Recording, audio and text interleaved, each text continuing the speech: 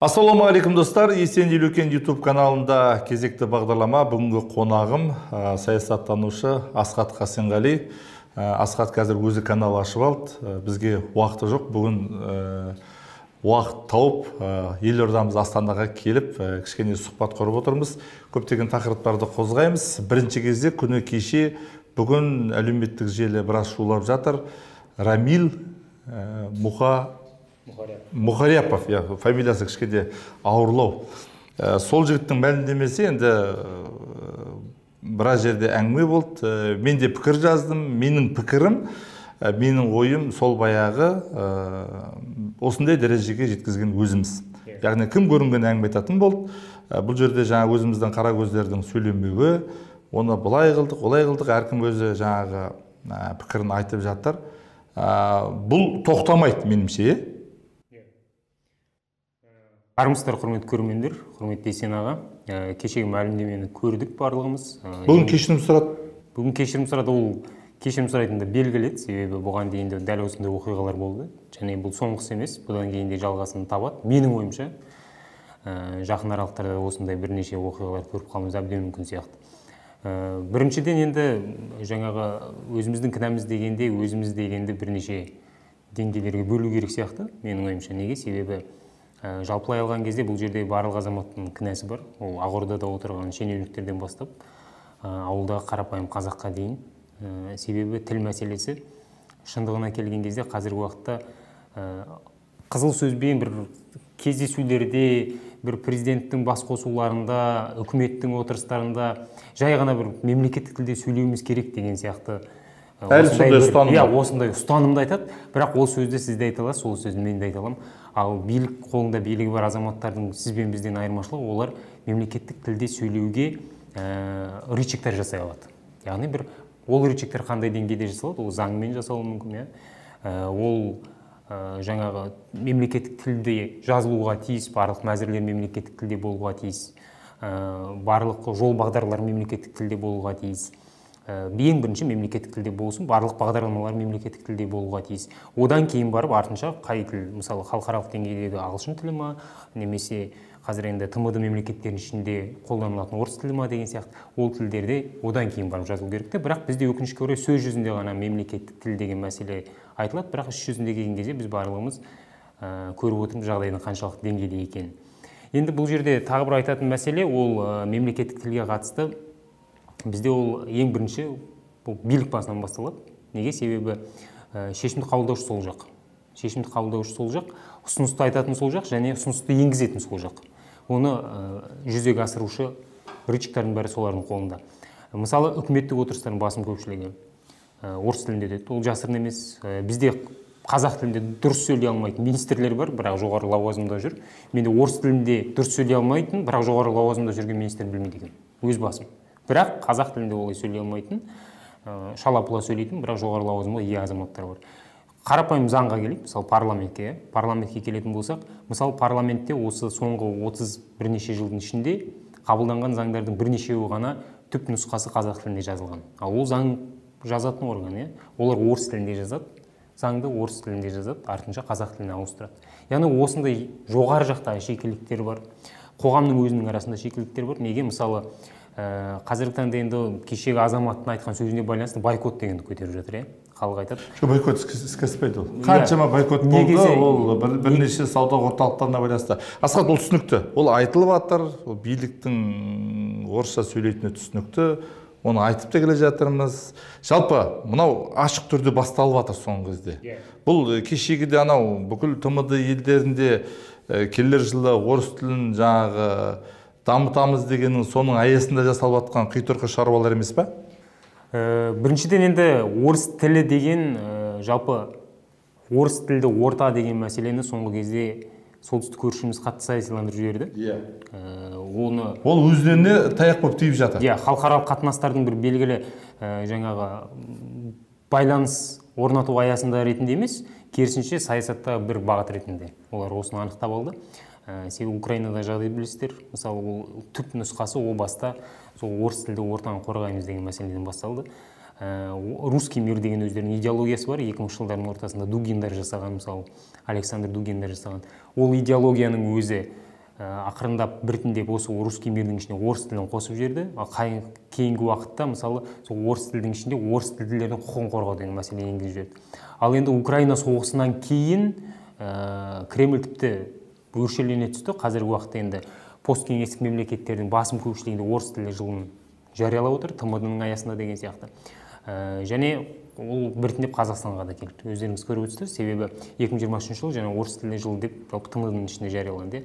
Сондықтан бұл бағыт олардың, Кремльдің бұл бағыты өзгермейтін сияқты, ал Кремльдің бұл бағытына енді біздің тараптан бір дипломатиялық айла тәсіл ретінде мүмкін қаһарына ұшырап қалмайық, агрессордың қазіргі таңдағы енді жаралы аю деп атап жатыр ғой, бір жағынан алып қараған кезде соның бір құйтырқы іс-әрекетіне жаңағы ұшырап қалмайық деген мақсатпен оның осындай бір бастамаларын қолдай берейік деген азаматтар да бар да.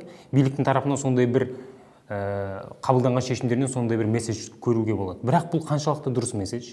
Себебі біз көріп отырмыз, орыс тілін қолдау, орыс мәдениетін қолдау, орыс тілділерге жалпы, орыс тілділерге жағдай жасау жағынан Қазақстан тіпті Ресейдің өзінен жақсы шығар. Себебі бір ерекше бір қызық сөз бар, мысалы әлемде тіпті Ресей жоғалып кетсе де орыс тілді өмір сүре беретін бір ғана ел бар, ол Қазақстан деген. Сондықтан бұл сөздің өзінің астарын алып қарайтын болсақ, Қазақстанда орыс тілді ортаға өте көп жағдай жасалған. Бірақ соған қарамастан Ресейдің бізге жасалған саяси тұрғыдан, тарихи тұрғыдан, қазір биік мінберлерде айтылып жүрген нападкалар тоқтайтын емес. Яғни орыс тілді ортаны және орыс тілді әлемді, русский мирді былайша айтқанда қолдай беру, сол арқылы Ресейдің агрессиясынан сақтанып қаламын деген саясат, ол ақталмауы да мүмкін. Сондықтан бұл кезеңде кей жерде енді ұлттық жаңа бағытты да көбірек басымдық беру дұрыс болатын шығар. Тілді осы жерде тоқтатайық. Тілді тоқтатпайық, бірақ тіл туралы әңгімемізді тоқтатайық. Тіл тоқтамасын. Жалпы менің де өз ойым бұл ары қарай үлкен бір сылтауларға айналып, сылтау емес, бұл кәдімгі бір оқиғаларға себепкер болатын тақырыптардың бірі болады. Енді әлеуметтік жағдайға да байланысты. Күні осы жақында 10 күн бұрын елімізде үлкен іс-шаралар өтті. 10 күннің ішінде бірнеше іс-шаралар әлемдік деңгейде болып өтті. Солардың ішінде мына ТМД елдері бойынша да кездесулер болды. ОДКБ жайында. Осына өткенде өзіңде пікір, басқа да пікір білдіріп жатыр. Армения болсын, Ресей болсын, Беларусьтың жағдайы белгілі, Қырғызстан мен Тәжікстан. Өткенде Қырғызстан осы ОДКБ-ның жаңағы дайындығына қатыспаймыз деп мәлімдеме жасады. Кеше оқып қалдым, сондай бір хабарлама естідім. Қырғызстан мен Тәжікстан шекараларына тағы да қару, өзінің құрал саймандарын жинап, қаруларын жинап жатыр. Бұл жолы тағы да бірдеңе бола ма, мәміле келе ма, бұл қашанға дейін созылады? Мысалы, көп сөздерді айтып жатыр, жаңағы Тәжікстанның сөзін Ресей сөйлетті, бірақ енді кешегі жиналыста Эмомали жаңағы мырза Ресейге біраз өкпе-назын айтып қалды. Біреулер бұны алдын ала жоспарланған деді, біреулер жоқ бұлай деді. Оның артынша жаңағы екі тәжік әскерінің жаңағы бір оқиғасы пайда болды. Бұл не болып жатыр? Жалпы енді Қырғызстан мен Тәжікстан арасында қақтығыс, осы уақытта бірнеше қақтығыс болды. Ең іресі осыдан бір ай бұрын болды. Ал әлі де алдағы таңда бірнеше қақтығыс болады. Оны ашық айтуға толық негіз бар сияқты. Неге? Себебі өздеріңіз білесіздер, шекара мәселесі бар. Екеуінің арасында нақты шегеленбеген шекара бар. Бұл енді КСРО кезеңінде қалып қойған бір миналар ғой. Анклавтар қалдырып кеткен, екеуінің арасындағы нақты шекараларды белгілемеген. Және екеуінің қолындағы карта екі түрлі. Біреуі 20-шы жылдарға дейінгі картамен қарастырады, қателеспесем Тәжікстан, ал Қырғызстан 56-58 жылдардағы картамен қарастырады. Осы екі карта бойынша біз шекараны бөлейік, осы екі карта бойынша екі елдің арасында дауды аяқтайық деген мәселені ұсынып отыр. Бірақ екеуі де бұл жерде позиция бойынша келісе алмауда. Енді Қырғызстанның ішінде Тәжік анклавы бар, сондықтан бұл жерде бұл мәселені қалай шешуге болады? Бұл мәселені енді бір ғана қазіргі уақытта шекара бойынша тәжірибесі бар ел ретінде Қазақстан ұсынды, жер алмасу процесі бойынша. Яғни енді Қырғызстанның ішіндегі Тәжіктің анклавын Қырғызстанға берейік, сәйкесінше Қырғызстан өзінің анклав емес бір аймағын Тәжікстанға берсін. Яғни біріміздің ішімізде, бір елдің ішінде анклав болмайды. осылай жер алмасу процесі арқылы шешейік. Екінші мәселе ол картаны екеумізде жаңағы позициялар енді бір-біріне қарама-қайшы болғандықтан біреу 20-шы жылғы карта дейді, біреу 56-58 жылғы карта дейді. Ол екі картаға қарамай жаңадан қарастырайық. Яғни ол екі карта бойынша егер Тәжікстанның позициясымен алып қарайтын болса, ендеше Қырғызстан ұтылады. Қырғызстанның позициясымен алып қарайтын болса, Тәжікстан ұтылады. Сондықтан бұл екі картаны да сырып қойып, жаңа карта бойынша қарастырайық. Жаңа келісімдер бойынша жасайық деген осындай бір ұсыныс жасады. Ұсыныс жасағанда екеуі бір-біріне жасап отыр ма? Ортада арағайындық жасап отқан ешкім жоқ па? Арағайындық жасап отырғанның ішінде қазір Өзбекстан бар. Осындай ұсыныс жасап отқан және Қазақстан бар. Білесіздер. Себебі Орталық Азияның Орталық Азия мемлекеттерінің бас қосуында да осы мәселе айтылған болатын. Бірақ бұл бойынша әлі нақты шешім қабылданған жоқ. Яғни жаңа карта бойынша шекара сызылады деген шешім жоқ. Сондықтан дау әлі күнге дейін жүріп жатыр. Ал енді күні кеше ғана екі елдің арасында әскери қақтығыстарды болдырмау үшін екі елдің шекарасында әскери бекеттердің санын азайтайық. Себебі қақтығысушы негізінен екі елдің әскери азаматтары деген сияқты. Бірақ оның өзі нәтиже бермейтін сияқты. Себебі қақтығыс көбінесе біз байқап отырған ол қақтығыс көктемде қозады және күз уақытында қозады. Егін суармалы кезеңде қозады және егін ору кезеңінде қақтығыстар туындайды. Себебі суды бөлісу керек, жаңаға өнімді бөлісу керек. Және ең бір қызығы соңғы уақытта бұл екі елдің арасындағы қақтығыс ол Қырғызстандағы режимнің ауысуынан кейін көбейіп кеткен екен. Яғни Садыр Жапаров билікке келгеннен кейін ашық қақтығыстардың саны көбейген. Бұл жерде енді бейресми ақпараттарға сенетін болсақ, бұл жерде енді шекара болғандықтан шекарадан өздеріңіз білесіздер, заңды және заңсыз негізде контрабанда өтеді. Қару-жарақ бар. Орталық Азия ол әлемдегі ең ірі есірткі тасымалдаушы хабтың бірі, яғни Ауғанстан арқылы Орталық Азия арқылы Ресей арқылы Европаға кіреді. Бұл маршрут қанша соғыс болса да, мемлекеттердің арасында қақтығыс болса да, қырғи-қабақ болып жатса да, железный занавес болса да, Европа мен Ресейдің арасында бұл маршрут тоқтамайды. Ал енді Қырғызстанда билік ауысқаннан кейін, режим ауысқаннан кейін бұл үлес бөлісу мәселесі бар дейді. Шекарада контрабандалық тауарларды бөлу кезінде. Сондықтан ол жерде де келіспеу мәселесі бар дейді. Сондықтан бұл жерде алып қараған кезде қылмыстық әлем бойынша да келісе алмайтын мәселе бар, шекара бойынша да келісе алмайтын мәселе бар, ұлттық деңгейде келісе алмайтын мәселе бар. Келісім жасау өте қиын. Осы қақтығысты тудырып отырған бір басқа жақтың бір қызығушылығы бар ма? Бар деп ойлаймын. Және менің ойымша бұл жерде ең көп қақтығыс тудырушы ол Ресей. Неге? Себебі мына соңғы уақытта Қырғызстан, Өзбекстан арқылы Түркменстан арқылы Иранға кіретін үлкен темір жол салынуда. Бұл темір жолдың құны $50 миллиард. Оған Қытай тарапы келісім берді.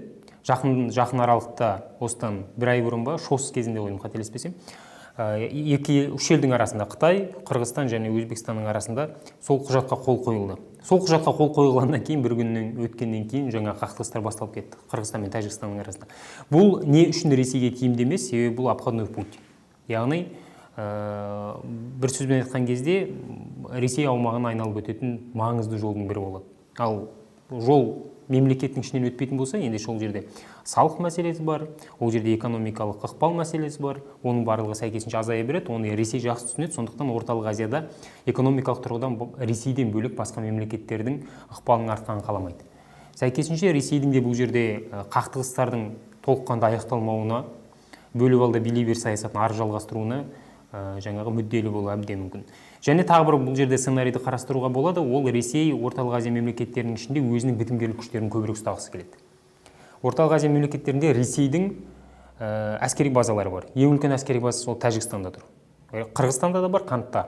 Ол әскери базасы тұр, бірақ бітімгерлік күштері жоқ. Бітімгерлік күштерін енгізу үшін бұл енді Армения мен Әзербайжанның арасындағы соғыста білесіздер. Ресейдің бітімгерлік күштері еніп, кіріп, қазір сол аймақта тұр, Қарабақта. Міне сол сияқты өзінің толық қалды ма олар? Олар 5000 кірді деген Украина соғысына байланысты 2000 қалған, яғни 3000 шығарылды деген ақпарат бар. Міне осындай контингент олар кіргізгісі келеді. Бітімгерлік күштері дегеніміз ол екі тарапты атыс шабыс болдырмайтын функцияны атқарғанымен, ол шын мәнінде екі тарапты да бақылау күші ретінде ұстап отыруға болады. Ресейдің ықпалы болады ол жерде. Тек қана әскери тұрғыдан емес, саяси тұрғыдан қажет болатын болса, ол ықпалды экономикалық рычагқа да айналдыруға болады. Яғни Ресей өзінің мүдделі болған экономикалық жобаларын ол жерге енгізе алады әскер арқылы. Сондықтан қақтығыс көп болған аймақта алдағы таңда егерде Қырғызстан мен Тәжікстанның арасында қақтығыс ушығатын болса, Ресей мүмкін бұл аймаққа Армения мен Әзербайжан сценарийі сияқты бітімгерлік күштерін енгізейік деп ұсыныс жасауы мүмкін. Бұл ұсынысты дәл қазіргі жағдайда айта бере ме? Қазіргі уақытта енді Ресейдің енді Украинадағы соғыс жағдайына байланысты оның мүмкіндігі жетпеуі мүмкін деген осындай мәселелер бар. Бірақ менің ойымша әбден жетеді, себебі Тәжікстандағы Ресейдің ең үлкен базасында, мысалы, Ресейдің 7000-ға жуық сарбазы бар. Бұл орталық Азиядағы ең үлкен әскери базасы. Ол басты ол жерде үлкен базаны қоюдың бір функциясы, ол енді Ауғанстаннан төнетін қауіп қатерге байланысты деп атайды. Бірақ сонымен қатар 7000-ға жуық сарбазың 2000-ын бөліп, Ресей мен Қырғызстан мен жаңағы Тәжікстанның арасында шекараға бітімгерлік күштер ретінде де бөлуге болады. Яғни Ресей өзінің аумағынан әкелмей, Тәжікстанның аумағындағы әскерлерін сол миссияға жұмылдыруға болады. Енді күні кешеге дейін Тәжікстанның қолдап отырғаны солтүстік көршіміз деген әңгіме болды. Қырғызстан кімге арқа сүйеп отыр? Қырғызстан соңғы соғыс болған кезде Тәжікстанмен дрондарды көп қолданды, байрақтарды. Білмеймін, толық қолданбаса да бір-екі суретін, қолданған факттерін көрсеттім. Келесі жолы осыған бір әлеуметтік желілерін оқыған кезде біз бұдан да көбірек қосамыз, бізге Түркиядан көмек келеді деген әңгімелер болған сыңайлы. Бұл қаншалықты рас? Менің ойымша ол соғыс деген ол білесіздер, қашанда ол бизнес. Кез келген соғысқа бизнес ретінде қарау керек, қаржы. Мемлекеттің көп көлемде қару-жарақ сатып алатын мүмкіндігі бар ма, жоқ па деген тұрғыдан алып қарау керек те. Қырғызстанның экономикасын алып қарайтын болсақ, ол Қырғызстанның жалпы табысы Алматы қаласының табысынан бірнеше есе аз. Соның өзі Қырғызстанның кез келген әскери қақтығыста мүмкіндігінің өте аз екенін көрсетеді. Ал дрондар олар өте қымбат әскери құрал қару-жарақтың біріне жатады. Сондықтан менің ойымша бұл жерде көп қару сатып алу мүмкіндігі аз, сәйкесінше үлкен көлемдегі қақтығыстарға дайын болу мүмкіндігі де аз. Тәжікстанда дәл сондай. Тәжікстанның экономикасы алға жылжып кетті деп айта алмаймыз. Бірақ бүгін бір ақпарат шықты. Тәжікстан Ираннан дрондар сатып алмақшы. Ол Геран дрондары, яғни камикадзе дрондар, қазір Украинада көп қолданылып жатқан және соққы жасаушы дрондар. Сондықтан бұл жерде енді соңғы қақтығыста дрондар арқылы Қырғызстан өзінің біршама әуе кеңістігінде артықшылықтарын көрсетуге тырысты. Енді осы бір балансты теңестіру үшін Тәжікстан осындай бір Иранға жаңағы шығу этникалық жағынан енді өзін жақын санайтын ел, сондықтан Иранға осындай ұсыныс жасап отыр. Яғни олар балансты теңестіргісі келеді. Бірақ бұл жерде екі елдің арасында ауқымды деңгейде үлкен, жоғары, көп көлемдегі әскери техниканы қолдану арқылы жүзеге асатын қақтығыс болу екіталай, себебі экономикасы жетпейді. Ал енді Қырғызстанға Түркия жаңа қару-жарақ әкеліп береді, Қырғызстанға тегін көмек беру мүмкін, дрондар жеткізу мүмкін дегеннің барлығы менің ойымша ол әлеуметтік желідегі азаматтардың қиялы ғана. Себебі қақтығыс ол көбінесе қаражатқа келіп тіреледі, сатып алады. Тіпті Әзербайжанның өзі, мысалы, Түркия мен Әзербайжанның арасында білесіздер, екі мемлекет бір халық деген ұран бар. Соған қарамастан соңғы қақтығыстың өзінде ол Әзербайжан Түркиядан қару-жарақ сатып алды. Яғни бұл жерде тегін бере салу деген мәселе жоқ. Сондықтан Қырғызстанның сатып алу мүмкіндігі Әзербайжанның ондаған есе аз. Украина мен Ресей соғыс қашан аяқталуы мүмкін? Бұл өте қиын. Менің ойымша соғыс аяқталады әне-міне деген жоспарды. 10 шақты жылға созылып кетуі мүмкін бе? 10 шақты жыл деп ойламаймын өз басым, бірақ әлі бір кемі бір жылға созылуы мүмкін сияқты. Неге? Себебі о баста бүкіл карта Путиннің қолында болды. Біз көрдік, Путин қай аймақ арқылы, қай бағыт арқылы шабуыл жасайтын өзі таңдады. Қашан шабуыл жасайтын уақытын өзі таңдады. Тіпті ол енді сыртқы барлау, ішкі барлаудың барлығына сеніп, қолында біз жылдам арада аламыз, жылдам арада жеңіске жетеміз деген прогноз болған сияқты. Бірақ қазіргі уақытта соғыстың қашан аяқталатынын Путиннің өзі де білмейтін сияқты. Себебі бұл тек Путинге байланысты емес шығар. Себебі әне-міне аяқталып қалуға тиіс соғыс, Ресейдің өзінің жоспары бойынша сәуірдің басында аяқталуға тиіс соғыс, міне 8-ші айға аяқ басты. Яғни соғыс ауқымы кеңейіп келе жатыр. О баста соғыс тек қана Украина мен Ресейдің арасында ғана болып жатты. Ал қазіргі уақытта енді Украинаға біз білеміз, батыстық мемлекеттер қару-жарақ тұрғысынан және қаржылық тұрғыдан көмек беруде. Ресейге де көмектесіп жатқан мемлекеттер бар. Ол Белоруссия өзінің аумағын жанама негізде жаңа Ресейдің әскеріне беріп отыр, әуежайларын беріп отыр, зымыран кешендерін орналастыруға мүмкіндік берді. Енді әне-міне жақын арада Белоруссияның өзі де Лукашенко енді Путиннің қысымына шыдамай, Кремльдің тепкісіне көніп, өзінің әскерін сол жаңа қосуға немене дайын отыр. Беларусьтен бөлек Иранның өзі қазір Ресейге қару-жарақ беруші мемлекетке айналды. Оны жоққа шығарып жатыр ғой.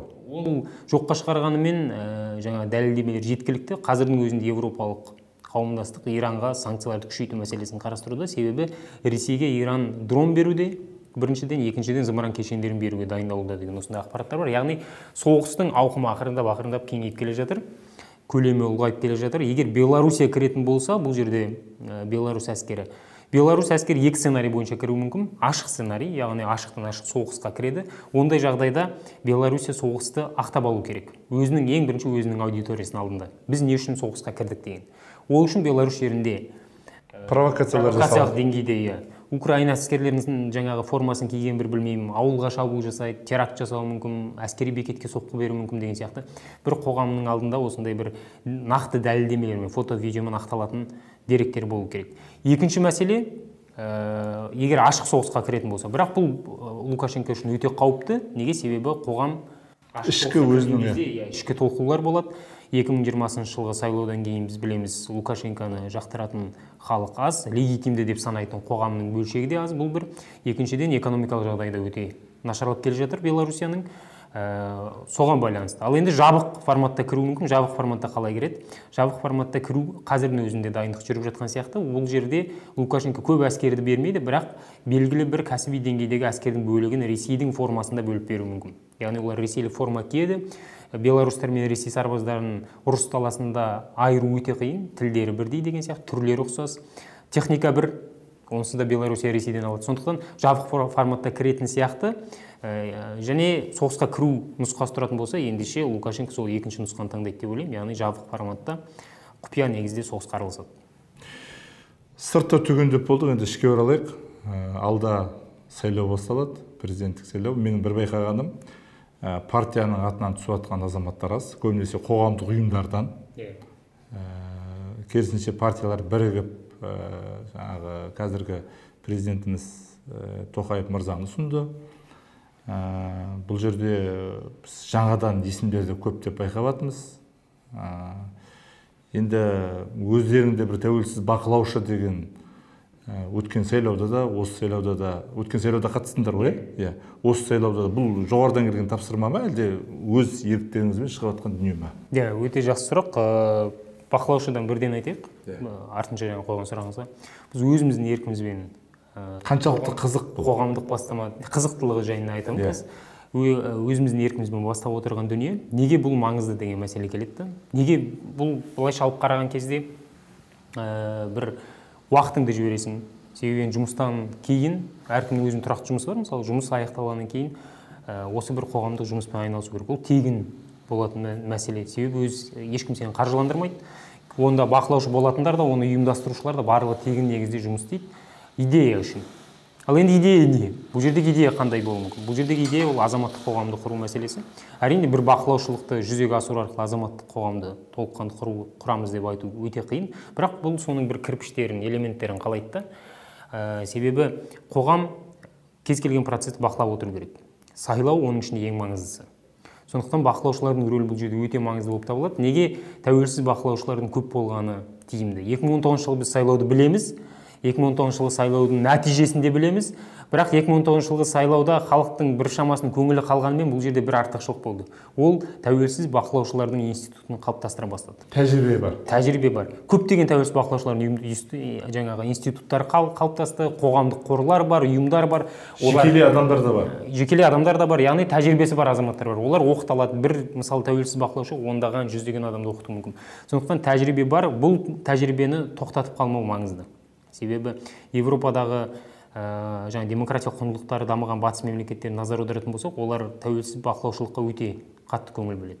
Қазақстанда соған келу керек. Енді Қазақстанның өзінде де бақылаушылар бар ғой деген сұрақ туындайды. Мысалы, Қазақстанда енді білесіздер, партияның атынан бақылаушылар қояды. Кез келген бақылаушының функциясы, мысалы, сіз бір ұйымнан келіп отырыңыз, мен бір ұйымнан келіп отырайын, тағы да бірнеше азамат басқа бір ұйымнан келіп отыруы мүмкін, бірақ олардың басты мақсаты олар бақылау жаңа сайлау процесін қадағалау. Бюллетендер қалай салынып жатыр, дұрыс беріліп жатыр ма, пачкалап ана жерге салып жіберген жоқ па, комиссияның жұмысы дұрыс па, қате ма, заң аясында ма, осының барлығын қарап отыру керек. Бірақ өкінішке орай көптеген партиялық бақылаушылар комиссияны да сайлау процесінде емес, жанындағы бақылаушыларды бақылап отырады. Яғни жанындағы бақылаушыларды бір әріптес емес, өзіне бір қарсылас санайды. Сондықтан бұндай көзқарасы бар мемлекетте жаңа сайлау процесінің алға жылжуы қиын. Арнайы ұйым бар ма сіздерде? Біз қазір қоғамдық қозғалыс ретінде құрып жатырмыз.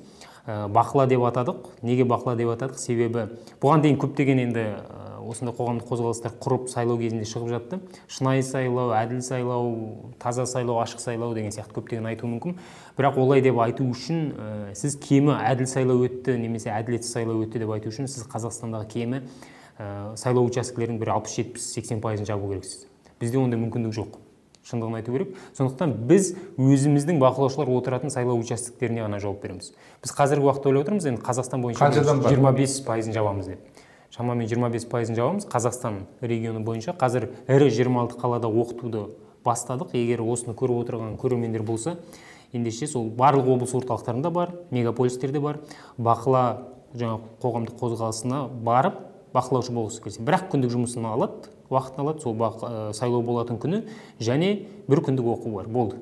Сондықтан қатысқысы келсе барып қатысуына болады. Енді біз 25%-ын жапқандықтан біз сол 25%-ға жауап береміз. Шамамен 25% деп айтайық. Сол жаңа сайлау участоктерінде сайлау қалай өтті, қандай заңсыздықтар болды, біздің бақылаушылар шығарып жіберді ма, қолдарына хаттама берді ма, әлде бұрынғы сайлау сияқты өздеріңіз білесіздер, бақылаушылар хаттаманы бермей, оны алып қашып бақылаушыларды жаңағы кешкі сағат 8-де сайлау участоктен шығарып жіберу, сондай бір құйтырқы заң бұзушылықтар болды ма? Осының барлығын брифинг барысында біз айтатын боламыз. Басты мақсат сол тәуелсіз бақылаушыларды көбірек оқыту, әсіресе жастарды. Себебі жастар көбірек оқыған сайын, мына сайлау процесі болашақ ол жастардың қолында. 7-8 жыл бізде бақылаушылар, бір сөзбен айтқан кезде, біршама бақылаушылық институт сәл құлдырауы мүмкін. Алдағы 7-8 жылда. Неге? Себебі 7 жыл бойы сайлау болмайды президенттік, бір жарты жылдан кейін парламенттік сайлау болады, ол да одан кейін парламенттік сайлау. Әкімнің сайлаулары, оларға қатысу ол жерде болады, бірақ ол қоғам тарапынан дәл қазіргі уақыттағыдай бір қызығушылық болмайды. Жергілікті бір сайлаушылар болмайды. Екіншіден, ол әкімнің сайлаулары білесіздер, былтырғы болған әкімнің сайлау кезеңінде де бізде бақылаушылар өте аз болды. Қызығушылық болмады. Және ол жерде әкімдердің өздерінің мысалы енді ол жерде де жүрген сайлаулардың өзінде алдын ала кандидаттардың кім өтетіні белгілі болды деген сияқты сондай бір жаңа қоғамның тарапынан сенімсіздік болды. Сондықтан бұл жерде ең бақылаушылардың, тәуелсіз бақылаушылардың, халықаралық бақылаушылардың, партиялық бақылаушылардың қатысатын тұсы осы. Президент сайлауы, парламент сайлауы. Сіздердің ұйымдарыңыз басқа көрші жатқан, алыс жатқан ауыр лоббылар жақын жерде жатқан, жақын жерде орналасқан басқа елдердегі сайлауға шақырту алуы мүмкін бе? Бұл енді біздің ұйымның беделіне байланысты ма? Қозғалыстың жалпы сайлауда көрсете алатын нәтижесіне байланысты. Ол қаншалықты шынайы болды? Сіздерге баға беретін кім болады сонда? Қоғам болады. Қоғам? Иә. Бізге баға беретін қоғам болады, кез келген тәуелсіз бақылаушыға. Себебі біз енді брифинг береміз, бақылаушылық аяқталғандықтан. Біз қандай заң бұзушылықтар болды, қандай заң олқылықтар болды, барлығын айтамыз. Біздің бақылаушылардың жұмысы және бақылаушылардың жақсы оқығанының нәтижесі, барлығын жақсы оқытуға тырысамыз. Міне бұл біздің қозғалыстың жалпы бір күндік жұмысының нәтижесін солар көрсетеді. Сондықтан бұл жерде бағаны қоғам береді. Егер біздің бақылаушылар шын мәнінде жақсы жұмыс істей алса, олқылықтарды барды барып жоқты жоқ деп айта алса, ендеше мүмкін, мүмкін, ондай ұсыныстар болып қалуы мүмкін. Дос Көшім аға олардікі бөлек қой, Дос Көшім бізге тренер ретінде шақыртылды. Ол кісі білесіздер, Дос Көшім ол 90 жылдардан бері осы бақылаушылық институтты алып келген. О бастан бастап. Ол барлығын оқытады тренер ретінде, яғни бақылаушылар таңғы сағат 6-тан бастап, кіргеннен бастап, кешкі сағат 8-ге дейін не істеу керек, алгоритм қалай болады, қалай отыру керек, қалай жүру керек, актіні қалай толтыру керек, бюллетень салынғанда ол көрініп тұру керек па, кабинкалардың ішін дауыс беретін қалай тексеруге болады, осының барлығын бастан аяқ оқытады. Ол кісінің оқытқан жаңағы тренерлік курстарын біз қоғамға толыққанды қолжетімді болғанын қалаймыз. Сондықтан 1 сағат оқытса, қазір ойлап отырмыз, оны толыққанды видеоға түсіреміз де YouTube-ға салып қоямыз. Мейлі бақылаушы болсын, мейлі бақылаушы болмасын, азаматтар кіріп көре алсын. Бақылау тобына кіру бұл қаншалықты қоғамға қажет? Бұл жерден бақылаушы болып келген адамдар өзіне не ұтады? Енді бұл жерден ашық айтайықшы. Бұл жерде жоқ. Бір тәжірибе ғана. Материалдар жағынан қызығушылық. Егер сіз бір күн бақылаушы болып, сол жерге кіріп, бір қандай да бір материалдық игілік алып қалу мүмкін деп ойласаңыз, онда қателесесіз, сонда уақытыңызды жоғалтпаңыз. Бірден айтамын, қаржы жоқ бізде. Ал енді егер бұларға бір демеуші болғымыз келеді деп осыны көріп отырған азаматтар болатын болса, біз демеушілікті қаржылық көлемінде алмаймыз. Себебі оны білесіз, дау-дамайы көп болады. Сондықтан егер демеуші болатын болса, блокнот шығарып берсе болады, мысалы. Бақылаушыларға арналған блокнот шығарып берсін. Немесе сол күні бақылаушы болатын күні, сайлау күні бір түскі асын алып берсін, бақылаушыларға жеткізіп берсін. Демеуші боламын дейтін азаматтар болатын болса, сондықтан осындай деңгейдегі бір демеушіліктерді қабылдауымыз мүмкін, ал қаржылық тұрғыдан қабылдамаймыз, және бақылаушыларға да айтамыз, бұл жерде ешқандай қаржы жоқ, бұл жерде тек идея үшін келе аласыз, және тәжірибе үшін. Бұдан кейін парламенттік сайлау, яғни оған белсене кірісетін шығарсыздар. Сіздерде мына кандидаттар тарапынан бірге жұмыс жасауға шақырып отқан адамдар жоқ па? Жоқ, біріншіден енді тәуелсіз бақылаушымыз деп жариялағаннан кейін ол ешқандай партияға мүше болмау керек. Біз бақылаушылардың өзіне қойылатын талап сол. Өздеріңіз де сайлауға қатысасыздар ғой? Иә, қатыса аламыз, әрине, дауыс беруге болады барып. Бақылаушылар да дауыс беруге болады, білесіздер, оның құқығын ешкім шектемеген. Бірақ енді бір сайлау учаскесінде отырып, қаланың екінші бетіндегі сайлау учаскесіне барып дауыс берем десе, ол қаншалықты тиімді болады, себебі анау өзінің фронтын тастап кетсе, неше түрлі жаңағы заң бұзушылықтар болуы мүмкін. Сондықтан жақын жерде болатын болса, ол барып дауыс береді, ал алыста болатын болса, енді мүмкіндік болмайтын сияқты. Біз енді көбінесе жаңағы басқа елдің тәжірибесіне сүйенеміз ғой, қараймыз, зерттейміз. Қай елде осы тәуелсіз бақылаушылардың жұмысы көбірек көрінеді, қай жерде белсенді, қай елде? Бұл жерде барлық Европа мемлекеттерін айтуға болады. Өте жақсы деп. Себебі олар, мысалы, бір факты, қарапайым факт, 45 жылы дәл бүгін 20 қазанда Францияда әйелдерге дауыс беруге құқық берілген күн. Бүгін Францияда. Және Франция бүгін оны үлкен бір деңгейде атап өтеді, себебі ер мен әйелдің дауыс беру құқығы мен таңдау құқығы теңестірілген күн бүгін. Дәл сол сияқты Европада, мысалы, бақылаушыларға арналған күндері бар. Европада бақылаушылардың жаңағы тәуелсіз бақылаушылардың жұмыстары өте жоғары деңгейде. Оларда тіпті енді сайлауда бұрмалау, сайлауда жаңа комиссия мен бақылаушының арасындағы ырду-дырду тартыс, бақылаушыны бір қуып жер қолына хаттама бермей қою деген сияқты түсініктер өте аз сияқты. Себебі қоғамның деңгейі сондай деңгейге жеткен, демократиялық тұрғыдан ол әрбір азаматтың таңдауы маңызды деген бақылаушының санасына да, комиссияның санасына да, өзге де бақылаушылардың санасына да сіңіп қалады. Сондықтан Европа мемлекеттері бұл жағынан алға кеткен деп айтсақ болады. Ал біз енді Қазақстан енді аяқ басып келе жатқан мемлекеттердің бірі осы тәуелсіз бақылаушылыққа, бірақ ең бастысы бұл үрдісті процесс тоқтатып алмау. Сондықтан алдағы енді парламенттік сайлауда да тәуелсіз бақылаушылар көбірек болады. Қазіргіден әлдеқайда көп болады. Бірден айтуға болады. Қазіргі неге? Себебі қазіргі президенттік сайлауға қарағанда парламенттік сайлауға қызығушылық жоғары болады. Қазір президенттік сайлаудың нәтижесін әрбіріміздің ішіміздегі сұмырайымыз сезіп отырған сияқты. Бұл жерде бірінші орынға қарағанда екінші орын қызықты сияқты. Екінші орын кім алады екен осы деген сондай бір қызық күлкілі форматта тұрды. Сондықтан қазіргі президенттік сайлауға қарағанда парламенттік сайлау әлдеқайда қызық болады. Ал қызық болған жерде сөзсіз бақылаушылардың да жаңағы үлесі көбірек болады. Сол процесті бақылағысы келетін азаматтардың да үлесі көп болады. Сондықтан нағыз тәуелсіз бақылаушылардың уақыты қазіргі бір оны генеральный репетиция ретінде қарастырсақ болады, ал нағыз тәуелсіз бақылаушылар қатысатын кезең ол парламенттік сайлауды айтсақ болады. Енді қазір бір 12-дан тапсырды, мен кім өткенін әлі толық білмеймін, енді 20-сында белгілі болады.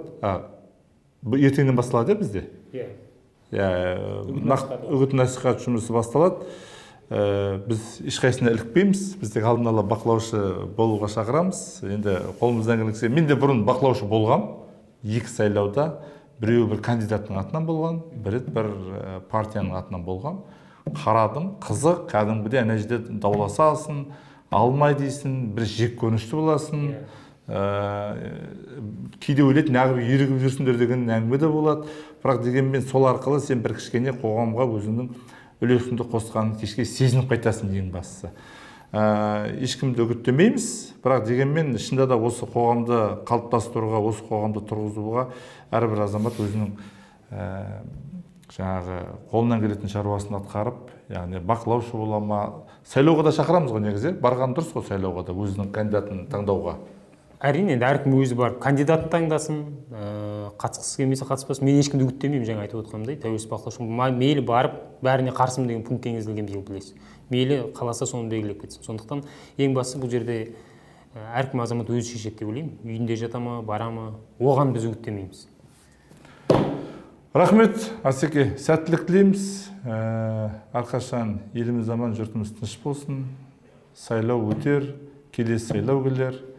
Бір қоғамда кішкене белсенділік қалыптасып, осы елдің жақсы болуына бәріміз тілектес болайық. Рахмет. Сау болыңыздар.